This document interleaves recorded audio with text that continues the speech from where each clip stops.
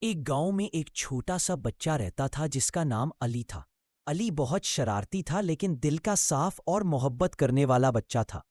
اس کے گھر کے پیچھے ایک بڑا سا آم کا درخت تھا جو اس کے دادا نے اپنے بچپن میں لگایا تھا۔ یہ درخت گرمیوں میں میٹھے میٹھے آم دیتا جنہیں کھا کر علی بہت خوش ہوتا۔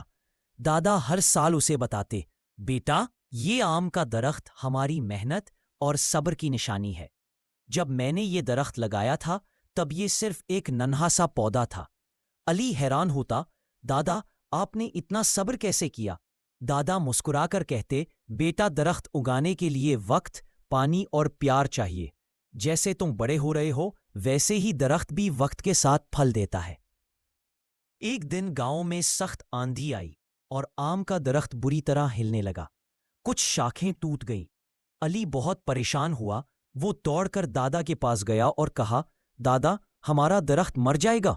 دادا نے نرمی سے کہا، نہیں بیٹا، یہ درخت مضبوط ہے، اس نے زمین کی گہرائی میں اپنی جڑیں مضبوط کر لی ہے، کچھ ٹہنیاں ٹوٹ جائیں تو بھی وہ دوبارہ اگائیں گی۔ علی روز صبح اٹھ کر درخت کے پاس جاتا، پانی دیتا خشک پہ اور دعائیں کرتا کہ درخت پھر سے ہرا بھرا ہو جائے۔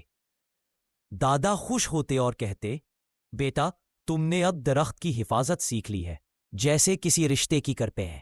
کچھ مہینوں بعد درخت پھر سے ہرا ہو گیا، اس پر نئے پتے آ گئے اور آم کے چھوٹے چھوٹے بور لگنے لگے۔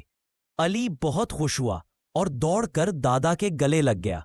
دادا نے کہا، یہی سبق ہے زندگی کا، جو چیزیں ہمیں عزیز ہوں ان کی دیکھ بھال اور حفاظت ضروری ہے۔ علی نے کہا، دادا میں وعدہ کرتا ہوں کہ میں ہمیشہ درخت، جانور اور سب کی عزت کروں گا۔